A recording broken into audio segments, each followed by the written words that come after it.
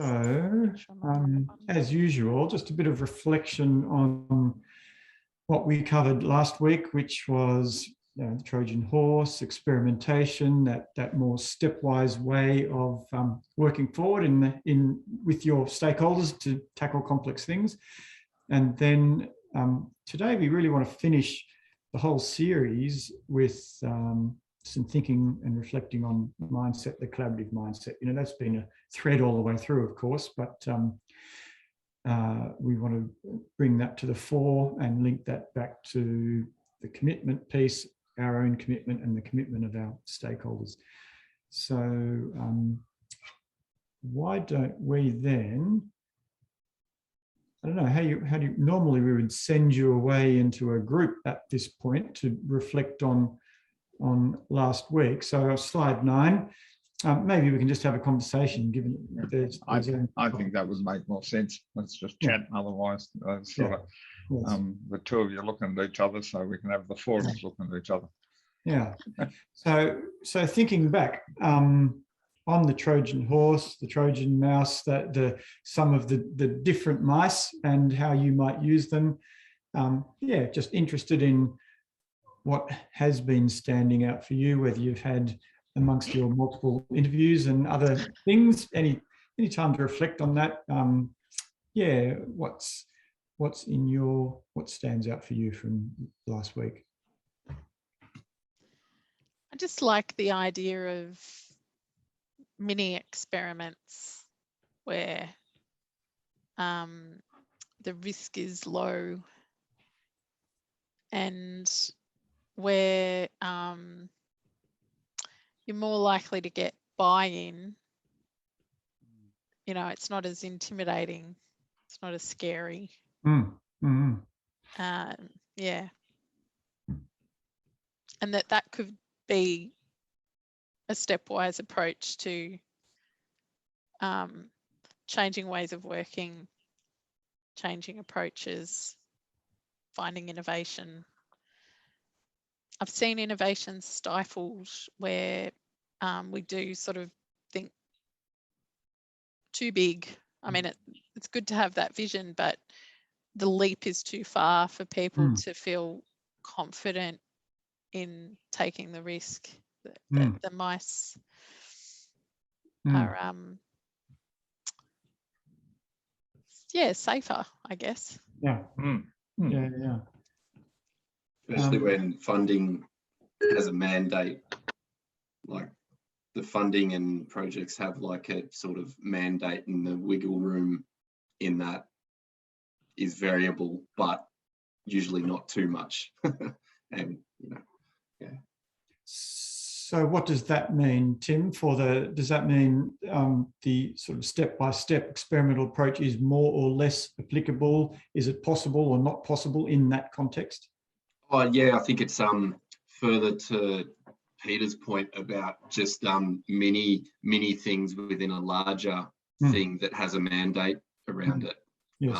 In order to look, I'm thinking for that, whatever that particular idea is or project is, but also for when the next big idea from someone top down pushes it, that they've maybe got some experience of a few of these mice nibbling at their toes in order for that next big idea to have be a little bit more informed, I suppose, and a little bit more innovative based on real experiences. And that may be, but sometimes ideas you don't know where they've come from sometimes.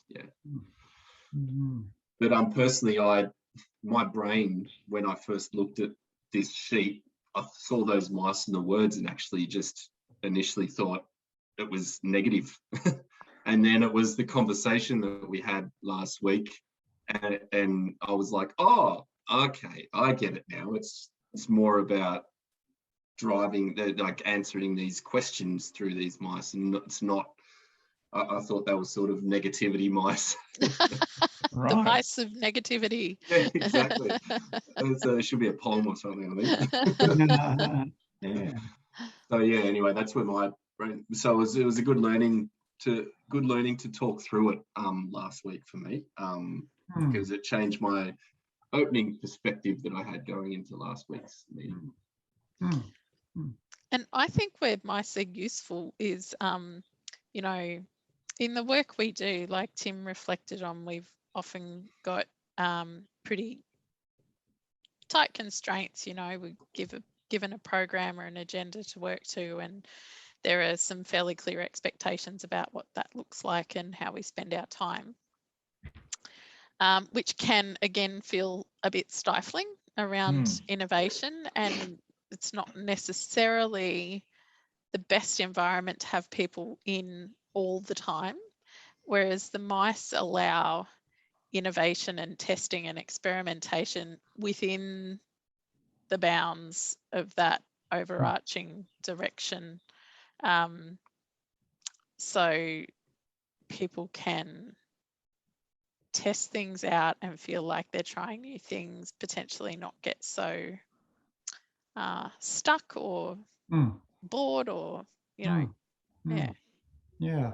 Yes, because sometimes when we are looking at the big picture, we can get a bit constipated in our progress, can't we? Because it's so hard to do that big thing. And if we think back to the light on the hill idea, that's the whole point of the light on the hill, isn't it? We need that. We need the big idea that tells us where we want to get to, but we can't just leap that in one step. It's impossible. And we would be debilitated if we tried to do that, spinning the wheels. So the mice is the ways that might get us there. Multiple channels, multiple things in parallel, all of which may or may not, get us closer to where we want to get to.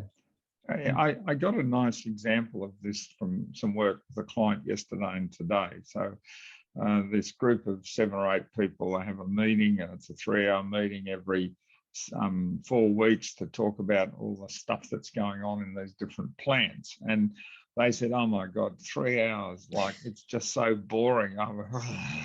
So we had a session yesterday where we just worked through, and they came up with some mice after doing a bit of work about what's your vision, what's success going to look like. And the mice were little things like a question: to what extent are we rehashing old items? Are we keeping the minutes trim? And to what extent have we stayed focused? It was interesting because they applied these mice this morning, and they reduced the 3-hour meeting to 1 hour, 50 minutes, and felt more energized at the end of it. They got the outcomes they needed, and they had an hour and a bit of their life back. And it was interesting how they didn't have to restructure the meeting. They didn't have to define the purpose of the meeting. They didn't have to look at who was attending, all the things that are a bit risky.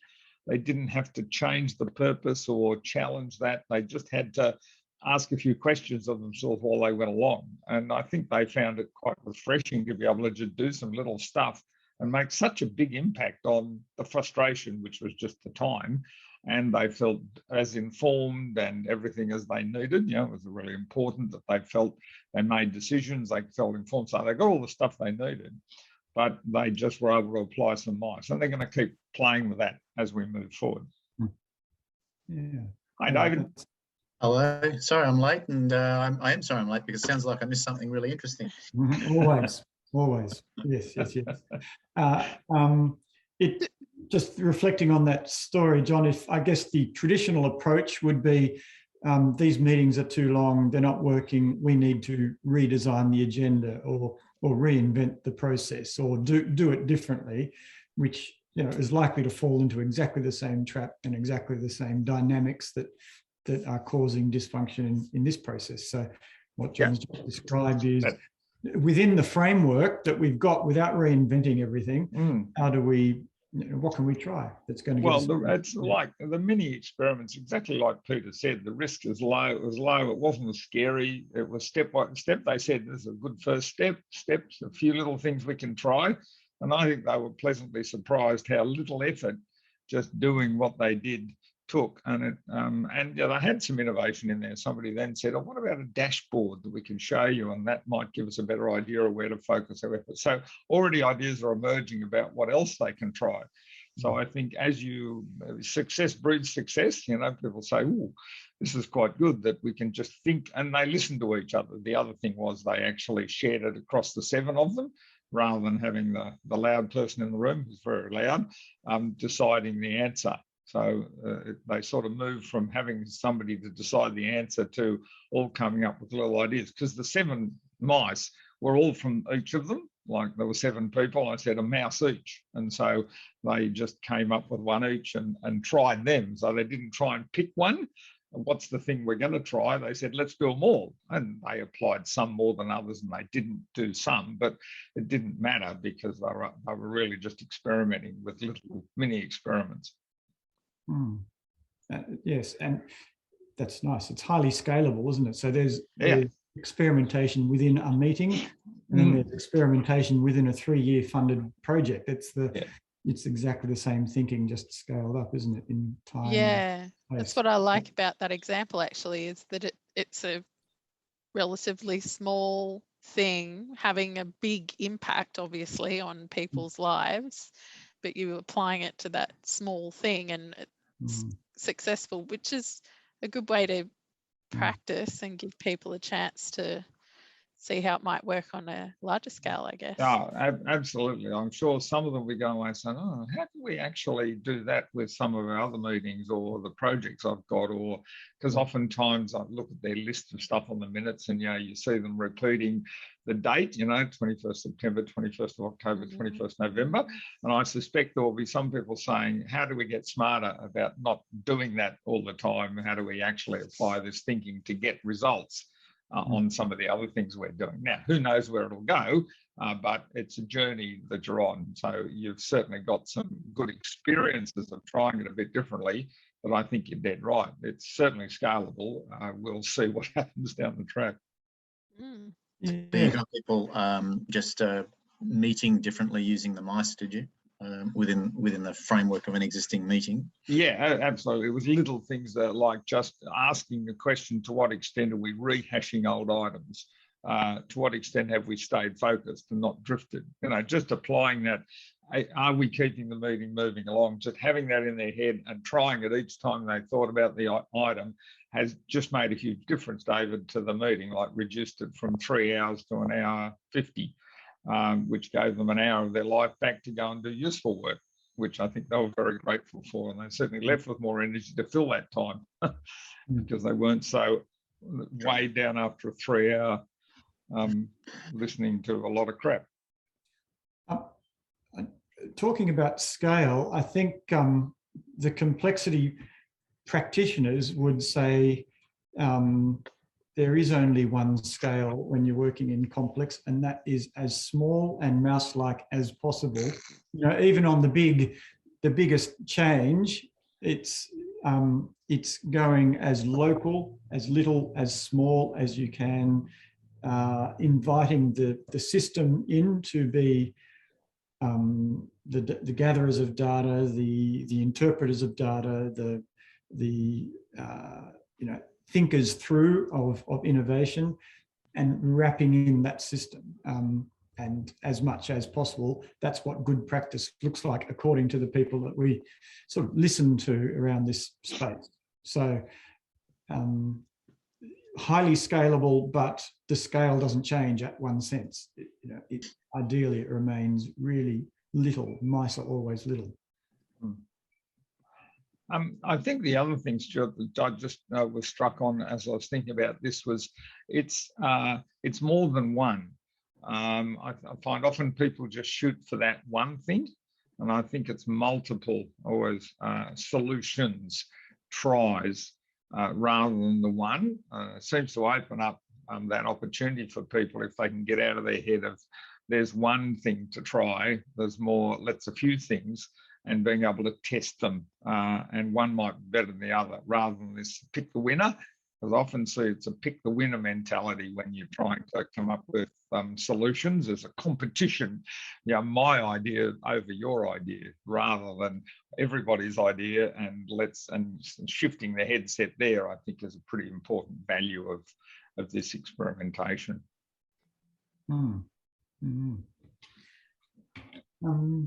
Any insights from you, David, just in around the mice, horse and experimentation? Thoughts over the last week? I haven't had a chance. I mean, I haven't really had a chance to see it in practice. I will listen to this recording because I'm interested to hear what the start of that little piece was all about.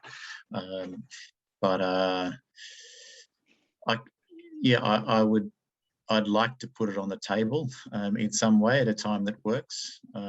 David, what's challenging? Because we've been working with you for, I don't know, must be a year, I guess, and this is not the first time you've heard of this. What prevents? What's hard about it?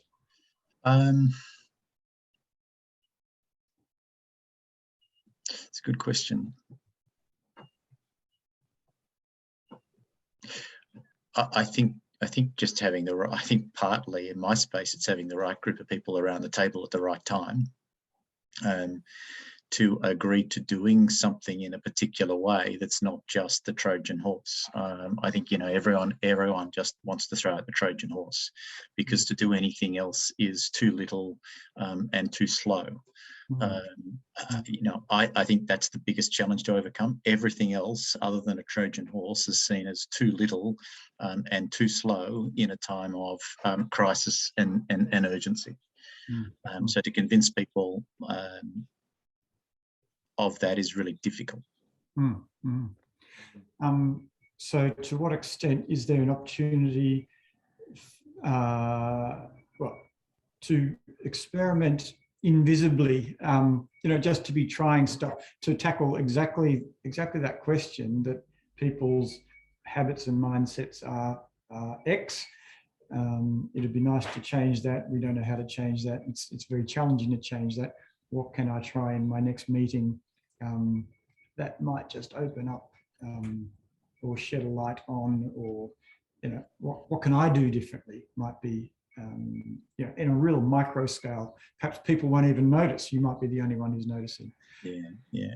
I did try the perspectives tool, interestingly, though, during the week. That's the one I sent the other day. Yeah. Okay. Just an opportunity arose, and John will understand this with the Presbytery Forum. Right. Yep.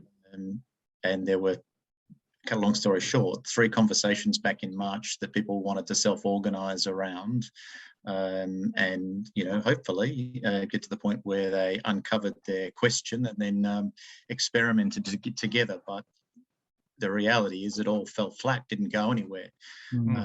So we actually asked, what's the real issue here? And it's interesting that one person, actually, John, you would remember Andrew, when I showed him the perspective tool, reflected that, it was him to a T. He saw himself as, his perspective was key, and he described it as universalizing himself. And I think, the tendency for everyone to universalize their perspective. So we actually tried to lean into this conversation yesterday around, why is it that we did nothing with any of those conversations? Interesting. Well, I think that what we're going to work through today might be helpful to David, for the frustration you're expressing. Yeah. So we might come back, I think, to the tool conversation. Anything else, folks, on that? Anything you want to add, or any other questions on that approach before moving on? Any other comments? Okay. All right. So let's change gear. And the last thing we did with you last week was to ask the question about what do you find most challenging about your stakeholders? And as Tom pointed out to me after the session, he said, "Oh, that was a negative. The most challenging thing was the question. That was a negative way to frame that." And yes, it wasn't a very Twyford's framing, and I guess we did that consciously just to see what emerges from your experience. And here's what you said on slide, whatever that is, that's 10. Yep. Time poor, but we noticed there were a bit of a trend here in they already know the solution. They know best, better than their stakeholders. It kind of reflects what you were just saying, David, they're universalizing their perspective or way forward, set wave thinking, no, that should be solved. So we thought we would riff off that today and talk about that in the context of mindset, theirs and ours, and what are the implications. So if, and we've heard this from a number of you throughout this program, that, and it's, you know, it's a consistent problem of collaboration. My stakeholders step in with their minds made up, or they know the answer, they know the problem, or they know that I'm not going to be helpful. They know that the other people in the room aren't helpful. They know, you know, all those things. So the question for you now, what do they do? What are the behaviors when people are in the room knowing? What does that look like? So let's do a bit of a brainstorm. Give us your ideas. What do you see? What's the certain tone? Tone, yeah. Body language. What's the body language, David? I think is, you know, it's not this open.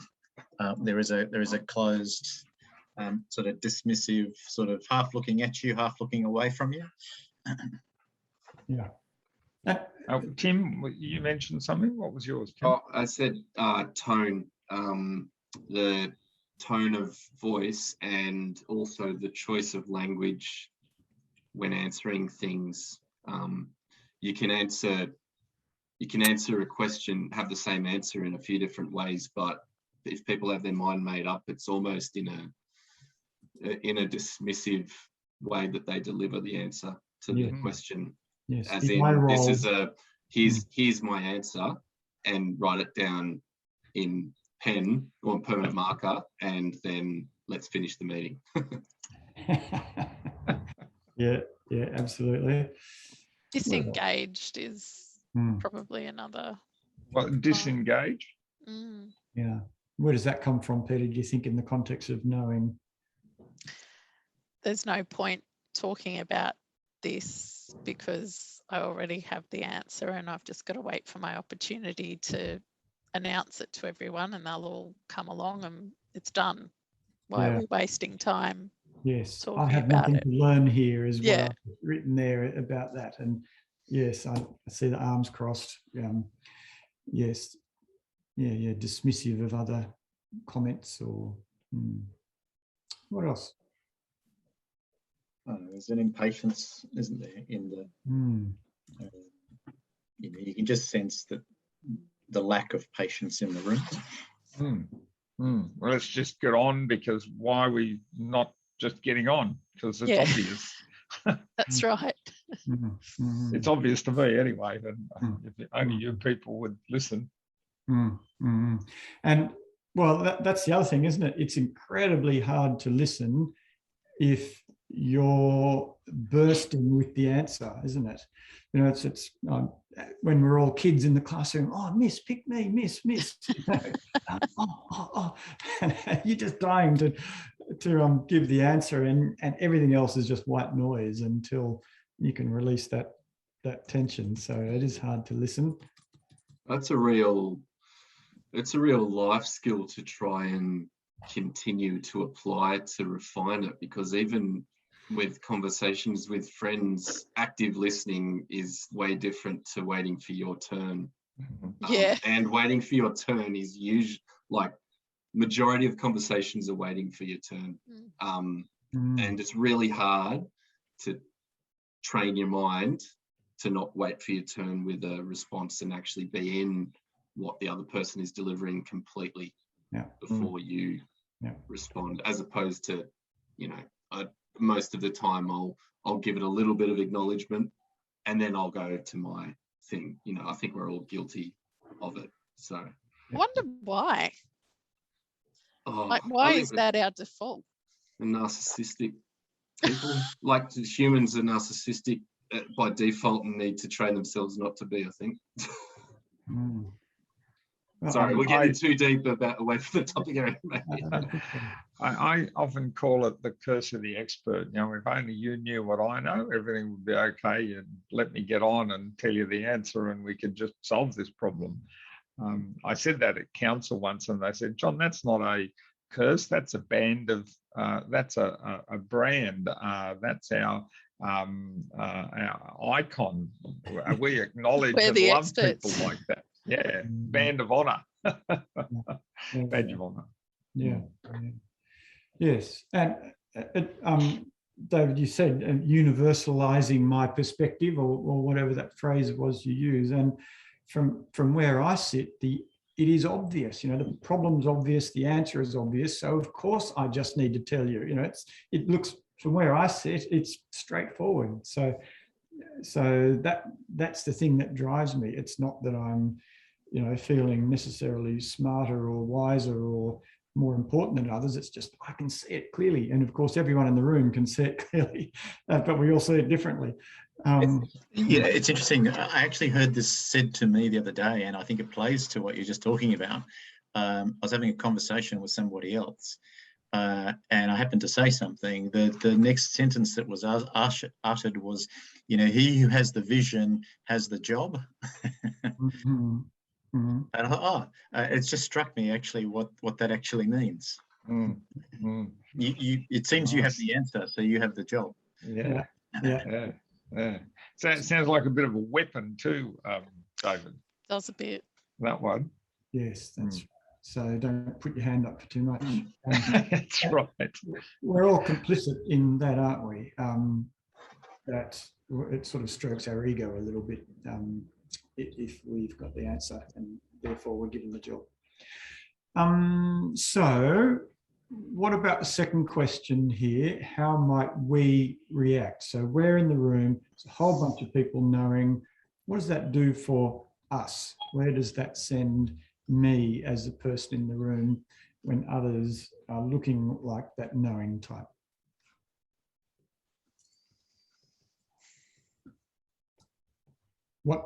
How do I behave?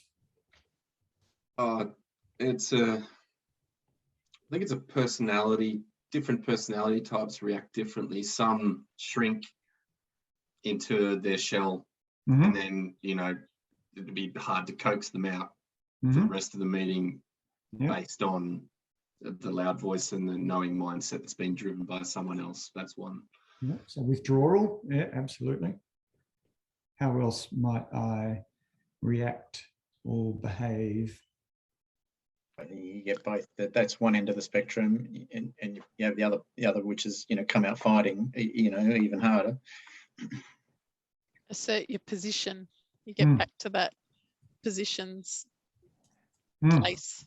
Yes, match the energy, match that need to be arguing the point. I wonder if it's sort of a counter no.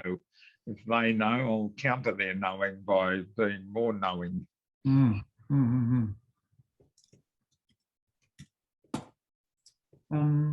What else? If you think of yourself in that space, you know, family. How might you react? Well, what happens to you? And perhaps not knowingly, unconsciously, you look back and go, I shouldn't have done that. What does it trigger with us when we're faced with people like that? Again, like Peter said with the last answer, disengagement can happen at this step too. Why bother? Yeah, a bit Type of thing. frustration. Sort of, you can be left wondering, why are you bothering? Sort of back to probably the position that the people with their fixed views hold, which is this is a waste of time. You know, so everyone ends up going, oh, why are we even talking about this? What happens to our body language in that context? What do we start exhibiting? Closed. Yeah. no eye contact. Yeah. Yeah. Yeah, probably from, if I'm being really honest about myself, I tense up. I start clenching, my teeth. So there's this real sort of, fight flight tension in me. And it's usually the flight that wins out. I don't consider myself a good fighter, which, probably for lots of reasons. My dad was quite a dominant person, and we sort of grew up in that sort of be seen, not heard kind of thing. And it wasn't, but that was just the style. And so I think that led to me always being not quite confident about putting my thought out there, lest it be shut down. So I consider myself to have a slow twitch muscle fiber when it comes to thinking, not a fast twitch one. So I find I'm a reflective thinker and like to go away and think about something before I shoot off at the mouth and feel like someone's just going to make me look stupid if I say that. Does that make sense? Yeah, indeed. Absolutely. So that's what's going in my head when I see it happen, and I withdraw because I go, well, I just don't want to add fuel to that fire by saying something dumb. Or that sense of I'm not going to win here. That sort of arrangement, that dynamic of someone wins and someone loses kicks in, and you go, all right, they're here to win. I'm not prepared for this. I'm probably not going to win, so I'm going to back down and back away slowly, or run, or. Well, it just doesn't feel important enough to win. It's not that significant and not worth the energy, not worth the emotional investment, all those things. Yeah.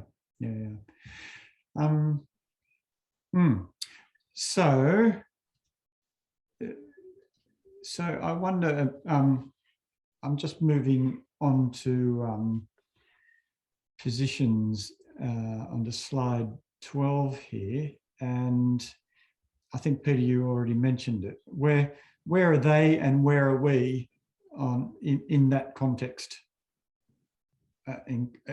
Looking at slide 12. Where now? Positions. Yes, and we all know that that's the place where we're girding our loins for battle rather than listening. So it's not a collaborative place to be. So I wonder, what we wanted to do is kind of reflect on, give us some ways in this session to reflect on that, to notice that, to work through it, and to work on it. And I know that I find myself always stuck in position as a parent, as someone at the front of the room, and it's a constant habit to recognize that, and to to life's work, isn't it? You keep noticing and to, on the one hand, accept that's normal and natural, on the other hand, do something about it, and try and be a bit more useful to the group conversation. So what we want to do is give you a taste of some reflective tools to help you reflect on where you are, your mindsets. John, do you want to add? And I think it was Stuart about that if we can't change them, because we can't, all we can perhaps do is remove some barriers to our thinking and their thinking, and provide them an opportunity to act differently. Because trying to drag them to do what we want them to do never works. All we get is more of that's the sort of pushing back. So are there ways that we can actually help change our thinking, which might have an influence on their thinking and behaviour? So there's a couple of tools there that might be useful to just consider about how might it help us do that, to remove the barriers to other people's knowing, to provide them perhaps more insight and different choices. But it is as much about us as it is about them, because I think we can see from the previous reflection that, you know, we're both guilty of that knowing space.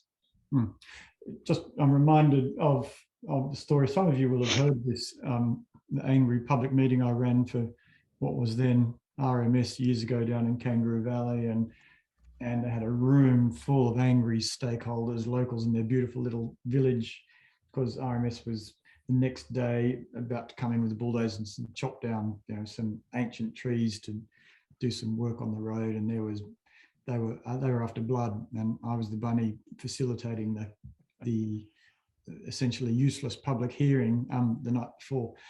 And you know, I was doing my best to manage the room, and I had my agenda and I had my plan, I had my process, but they wouldn't have the bar of it, and they were almost throwing things at me. And it's the angriest sort of energy I've been in front of in that sort of context.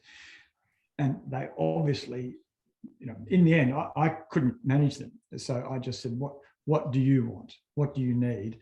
And they had a presentation, they had the slides, and they came and plugged their USB in, and they, you know, they were so deeply in the knowing space that you know, I could have battled that all night. But I guess the thing I could do was to allow them to be in that space for a bit. That's the only thing that was going to work. That was my choice, is to give them that space, to let them know and to listen, and to give them the respect of the next half an hour to learn, you know, how they were seeing things. So I couldn't change their minds. You know, I couldn't stop them being knowing, but what I could do was stop me trying to resist that. And yeah, so it saved my bacon, I guess. What was the only realistically way forward. But it was my choice. You know, I was able to step back rather than try and force them into submission somehow by sticking to my agenda. So nice story, Stuart. If we go to slide 13, which was one of the two tools we're going to look at, I guess, Stuart, if you think about that mindset check, you move from the left-hand side. I'm using my power to get things done. I'm competing with them for control. I know what the problem was. My expertise is essential. You actually shifted, I guess, from the 1 to the 5 more, didn't you?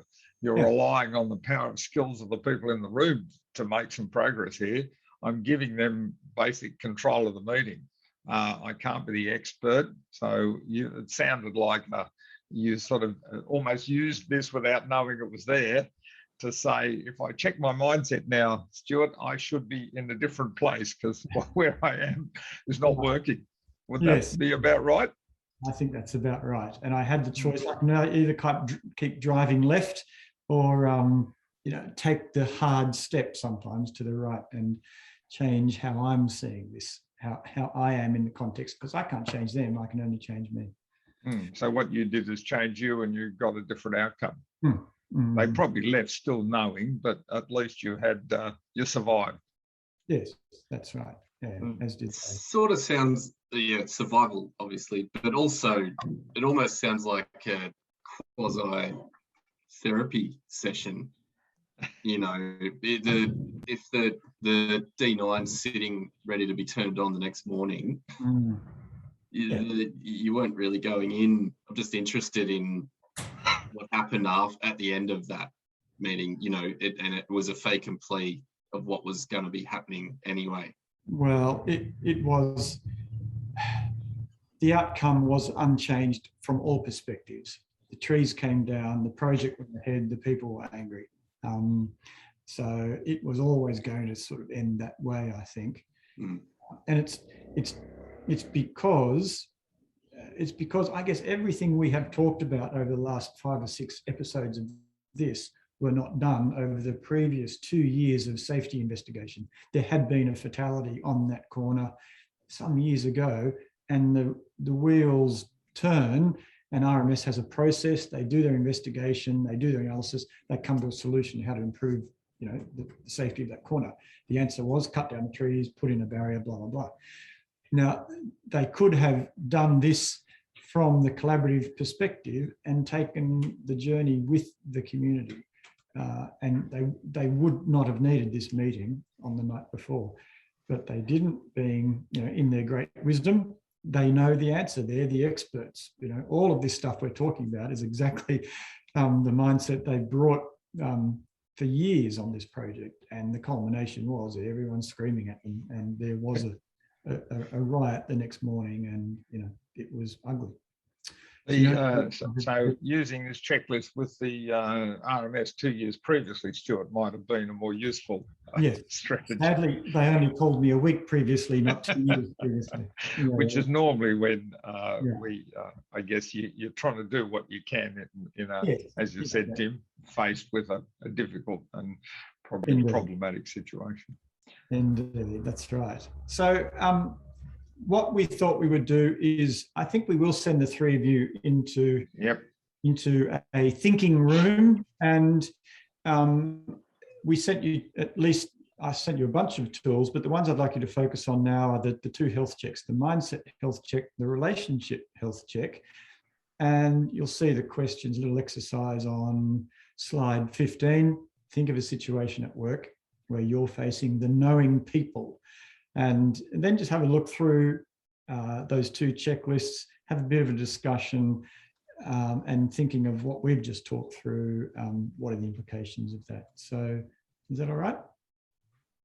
Okay, so I will pop you into one breakout room and we will see you shortly.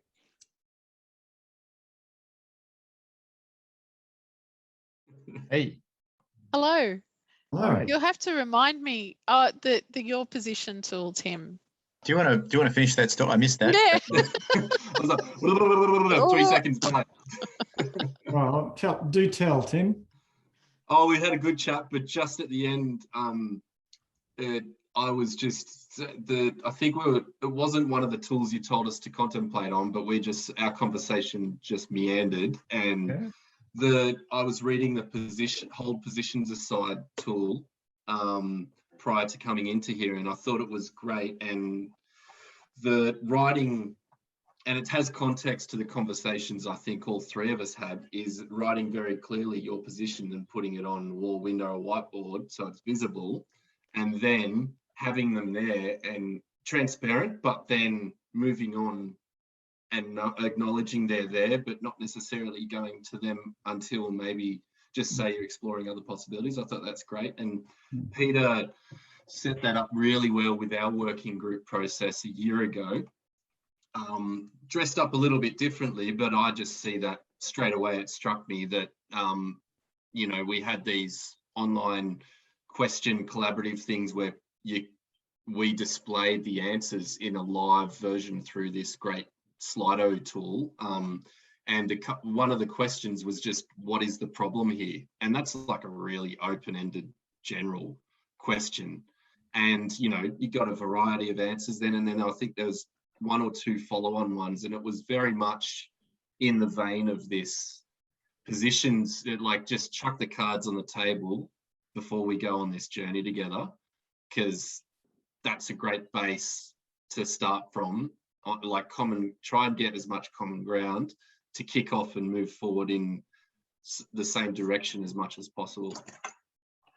So if we look just at the first question, do you think that helps if these people that you're working with are the knowing type or don't want to engage? When you say first question, John, can I just clarify what you're talking about? The first question on that Jamboard 15, just in terms of the reflection. Right. Does the tool like that? How might that help when you're facing people who know or don't want to engage? They get to see other things presented to them straight away before they get a chance to pipe up and drive home their position. I think it also allows them to get it out. It's like a relief. Yeah. Okay, I've said my thing and it's on the wall and everyone's seen it. It's that acknowledgement, isn't it? Because oftentimes if it's unacknowledged, it's not heard. And once it's acknowledged in some form, people do relax. Yeah, okay, it's up there. And I think the visual nature of it, to some extent, it's like okay, it's visual, turned up or turned down, whatever you want to do, but it's about it being there, and it's there that it doesn't necessarily need to get in the way. I can hold it, but not hold it, if you like. Gives them sort of two abilities. Mm. Yeah, I like the fact that once these things are out and up on the wall, you can, I guess, again, it comes back to the choice I have in that context. I can walk into a collaboration knowing that everyone's thinking differently, and that's quite a barrier, and how are we ever going to get agreement? It's a problem. I can also look at all those things on the wall and really congratulate people and reward people for knowing such a diversity of stuff and for having such a diversity of views. And that's exactly why it's so important that we're all in the room, and it's really terrific. Look at all that experience and the diversity of views that we're bringing to bear on this. Isn't that a good thing? It's a really positive place from which to be stepping off, if we choose to make it so. So again, I can, it comes back to how I am in that space. And I always find people really respond positively if you tell them they are fabulous and that what they've got on the wall is fabulous and it's useful, and it's just keeping it constructive and appreciative is very helpful. I think the other appreciative piece there is that bit around, well, at the end of the day, we've just demonstrated that the wisdom is in the group. Mm-hmm. Yeah, exactly. We just need to rechannel it, but the wisdom is here somewhere. We just need to find it. Yes. Yeah, that's right. Yeah, you said why is it important to you was the second question, Peter, now thinking about it. Or why does it matter? Something like that. I pulled up the Slido. I'm pretty sure these questions were probably inspired by something I'd done with Stuart over the years. So what we did is when we first pulled these people together, we asked them questions on Slido. The first is, where are you joining us from today? And then we went into we briefed them. And the first meeting we had, Tim, was the Wildlife First Response Training and Booklet for Firefighters Working Group. We briefed them a bit on what we understood this work to be about, and where it had come from to us and landed in our lap as part of this program. And then we said to them, what is the issue here? Why does it matter to you? And why is it important to your work? And yeah, the responses were fantastic and shared with everyone, and really common themes. Firefighters are often the first responders. Training is essential. Firefighters need training. Wildlife welfare. Firefighters need training. Lack of knowledge dealing with injured wildlife for firefighters, etc. So so everyone in the room started going, oh, we're actually all here for really similar reasons. And we captured a bunch of information around the motivations of the people we're working with and why they wanted to contribute and what they saw as really important. Why does it matter to you is a great question. Animal welfare, conservation, survival of wildlife. I feel a responsibility. So yeah, those, and I mean, I don't know, we probably should do some follow-up. We're still working with these people, but, we've received, that was the start of a year-long journey that's still continuing. We've received a lot of positive feedback. I'd be interested in looking back, what do people think about, what they care about, and have we delivered? Has it changed? Have they learned anything different? Yeah. So Peter, in asking those questions, if we're thinking from the perspective of our own mindset, how would you characterize, well, I don't know, maybe you can look at the mindset tool. How would you characterize your thinking in creating those questions, and what mindset were you coming from in order to ask those questions? It actually shifts your mindset. Asking the questions just setting out to ask the questions shifts your mindset from, I've got a project to deliver, I know the steps I've got to take, I've been told what we've got to do, I'll get on with it, to the reason we're here is because of all of these people. Do I really know where they're coming from? Do I really know what they know? Probably not. So it just immediately opens your mind and shifts you into that more collaborative mindset, I think. Mindset. That's interesting. I really like something you just said. You didn't quite put it like this, but you are the reason we are here. You know, this is why we are having this conversation, because you and we need you, and you are this project. That's a very different framing, isn't it? From we government have a project to deliver, and you are stakeholders that we need to consult. And again, that's all about how am I in this relationship. They might come into it knowing, and business as usual would be to try and manage that. A collaborative mindset would come in saying that knowing is the reason we're here. That's valuable. That's an asset. Oh, and it genuinely has been a huge asset the whole way through. I'm pretty sure Tim thought I was bonkers when we started working together. But it has, hasn't it? Tim just informed everything that we've done. You did think I was bonkers. Oh no, I was just You're wondering being polite. You left a little space there for me to. I did. I was waiting for you to. And I was quiet, which made you go, Tim. It made me awkward. No, it wasn't bonkers. I actually entered the role knowing that I didn't have the expertise looking at question 4 of that mindset check. So I was grateful in a way to be able to draw on that, but I was uncomfortable about project risks and stuff based on my past experience of project management. So look, there are some elements I'm comfortable and some elements I was fine with, but I was just, I suppose, overall being open-minded just to see where it went and not, not put roadblocks up to it, just be progressive in the thinking about it. So yeah, that was good. But I'm assuming what happened is just in terms of you doing that, Tim, moving from my expertise is essential, I can't be expert.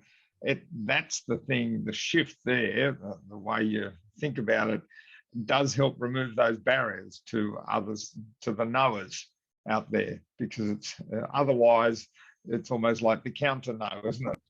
I'm the expert, so I don't need to listen to you. Whereas, I don't know, it opens up that opportunity for people to say, oh, they value me.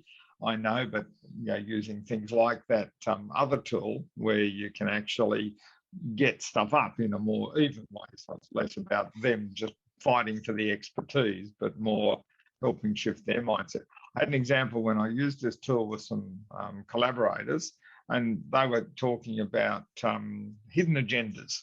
And so we worked through this tool, and they said, oh, these bastards in this meeting, they've got hidden agendas, it's like bad, they must be, they know. It's sort of another version of knowing, they have hidden agendas and they don't talk about it openly. And so, and they're bad because they've got hidden agendas. But when they worked through the tool, they said, it's made us realize that that hidden agendas aren't good or bad. They're just how people feel. Their representation, their perspective. So it's okay to hold a perspective. And I think the way that the recognition that it's okay to hold the perspective, it's not about hidden agendas, or hidden isn't bad, it's just an agenda.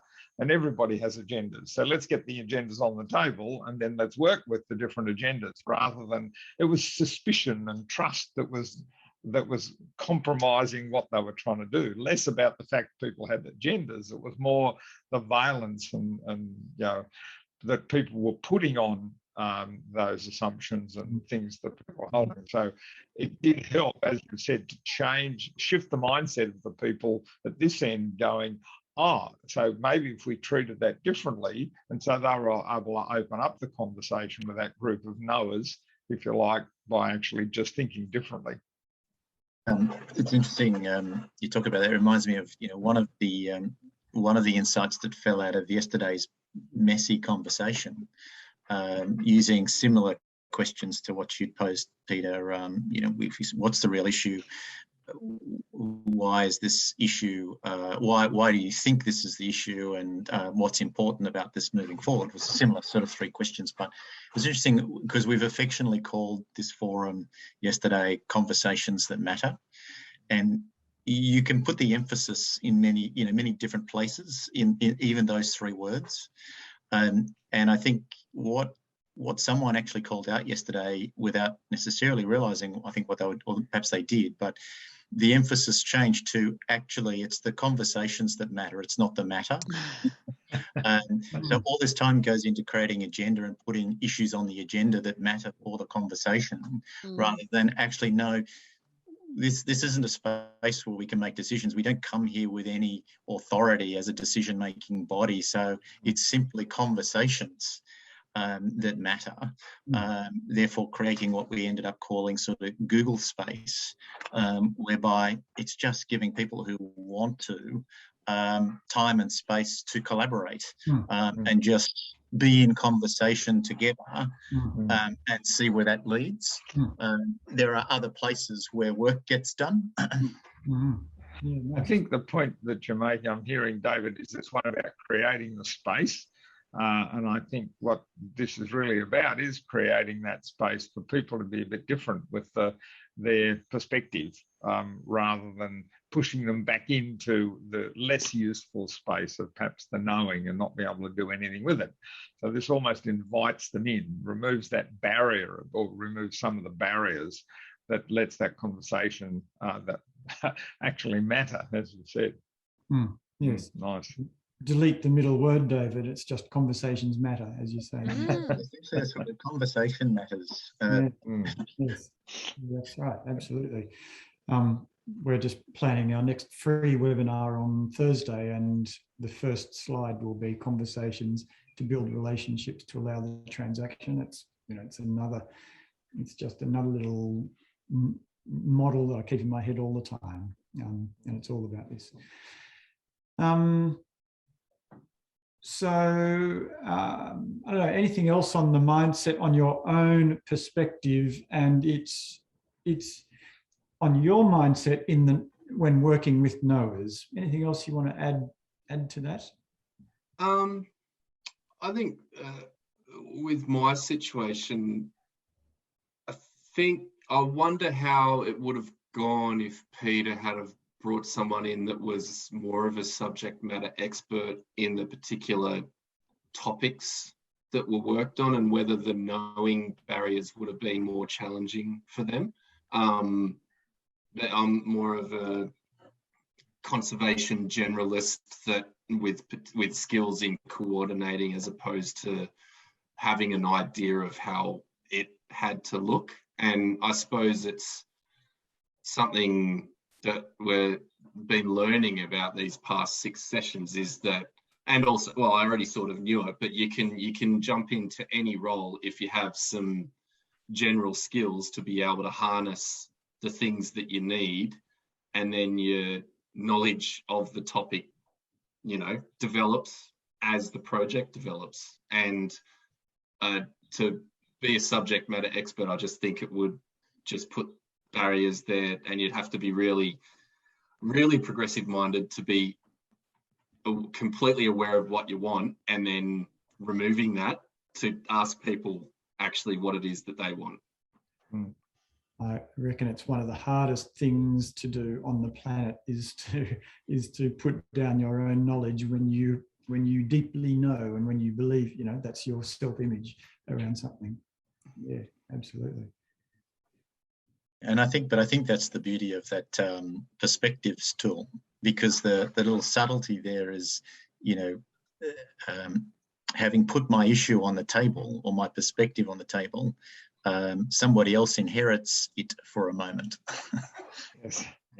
Because, you know, we get caught in trying to frame our own position and in effect wedge it into place, rather than actually let go and see if I can embrace somebody else's position. Yeah, it's almost like the definition of dialogue, which is sort of dangling your idea out there and letting people examine it from different sides. And that's a bit scary, but it's actually quite insightful if you can get past the fear that somebody might do something to your idea. They might improve it, I guess, is the experience you have after a while, is it's actually better if I allow that examination to happen. Yeah. So I'm just going to take us to slide 18 as a way to wrap up, or a different way to reflect on the conversation we've just had. And that's not a comprehensive checklist, but it's a list of the sorts of things, the sorts of mindsets that allow me to collaborate. And I think the thing about letting go of the problem, you can see that there, my version of the problem, competing for the knowledge, competing to be the expert, competing to be right. All of those things, which are very human and very natural, and which we all do, get in the way. Are there any there that leap out as particularly challenging or startling or interesting? The less plan, more act is an interesting one, isn't it? Yes. So what do you see in that? Well, there's that old position of fail to plan, plan to fail. So you've got that running through people's informing people's response to that. So what do you, David, or any of you think, what's it doing here in this list? What does it mean in this context? I think it's not saying discard it. It's not baby out with the bathwater. That's right. Tim? Oh, just don't be paralysed by planning. Yes, don't be paralysed. And it comes right back to our early discussion today, is about little steps, experimentation. Free yourselves up. Let go of that need to plot it out and just try stuff. Let the mouse free. And they will get you there. We hear regularly, I've just got to line up another duck. And I think that's the characteristic I often recognise, is when somebody says, when we have, if only, they're the signs of a bit more planning will be needed, and then we can act. And sometimes just doing at the same time as giving the boss enough of a plan, so they're not going to go off their tree. So you've got to work within the constraints, but I think less lining up the ducks, more experimenting and trying stuff. Anything else leaping out at you there? For vulnerability, exposing vulnerability, resonates. And even there's a be vulnerable. Sorry, David, keep going. No, you're right, Tim. Go ahead. Oh, I just realised there was actually one specifically mentioning vulnerable in number 10, but vulnerability is linked to number 4. Yes, particularly for the deep knowledge expert. There's a lot of I reckon it's linked to all of them. Vulnerability. Absolutely. I like the reminder for 11, do with, not to. It's easy to do too, because we're so knowledgeable, so right, if only. Sorry, David, we've cut you off a few times. That's all right. I just realized I did a little short course in social psychology, and the theory that I only exist because others exist. So it's always that I-thou relationship. It's never about me per se, and it's all about the social psychology. It was in the context of my old role in safety and the social psychology of risk. But one of the pieces of research that had been done was how little the word or how fewer times the word learning actually turns up in most organisational speak. So number 7 just sort of resonates with me, because that word learning appears. And I actually had the opportunity to try and play with that a bit last week when somebody wanted to initiate yet another review of a process or a bunch of procedures. And Dave, can you set up a project, and the project's about reviewing umpteen procedures so that we can fix the procedures so that we can do the work. The suggestion I made was, how about we experiment? How about we actually try and name something we want to do, and we try and do it with what we've got, and we learn our way into what works and what doesn't. Nice. Yeah, I think that's an essential reframe of what we need to be how we need to be working in complexity learning. Like I'm thinking, Peter, fire management. It's a constant, never stopping process of learning. The world warms up, you know, droughts, floods, everything happens that changes the context, and we've got to keep kind of trying stuff, haven't we? It would seem in that space. It's a good laboratory for that mindset, I would think. Well, but then really challenging, because a lot of the people that work in that field are very focused at the here and now and that operational, and deal with it and then move on to the next thing that you deal with, and rarely take time to reflect, pause, consider what's been learned. We're getting better at it with, you know, debriefing and after action reviews and the like, and that being embedded into the sort of operational doctrine. But that's the key challenge, and the learning happens in little micro bits, but pulling it together and sharing it is a real challenge. But absolutely, it's a learning as you go. Yeah. I like the take risks together point again, which we've mentioned a few times, is, you know, sharing challenges was a big thing for a lot of our work. And so that, yeah, you all together go, okay, we're going to do this, and it might not work, but we'll learn something to be able to break it and rebuild it afterwards a bit better, and then let's do it again. So yeah, no, I like that one as well. Yeah, good. I guess the thing that strikes me is everything there is about what I do, not what they do. So if we want to manage these knowing, difficult people, it's not doing anything with them. It's doing stuff with us that actually provides them more choices, you know, removes the barriers to them actually engaging. So that sort of struck me as I was just looking at it. It's all about us. It's not them. Yes, that's right. All right, like we just have a few minutes left of our last session. It's very sad. I will be very sad. I will miss you next Tuesday. Or absolutely. So I might just join in Zoom anyway and hope someone shows up. What we wanted to do is just to give you a moment collectively to do some reflecting on the entire program. And again, I think I might, with your permission, just send you back in to have a conversation amongst the three of you just for a couple of minutes. Come back out and get some reflection, and I'll ask you to put some comments into chat, and then we'll just send you on your way if that's all right. So my mouse is there. So you got those questions. What did we do? How are you feeling about the program? Implications, what we do now? So there's a bit of a guide. Yeah. So just a quick chat. Sorry to rush you out of there, folks. I know that I'm just respectful of your time, given that it's just ticked over to 1:30. So what we would like is just a quick comment from each of you, your takeaway, and you might just throw that into chat or anything into chat while that's going. So just from the three of you, what's your takeaway from the whole program? What really stands out?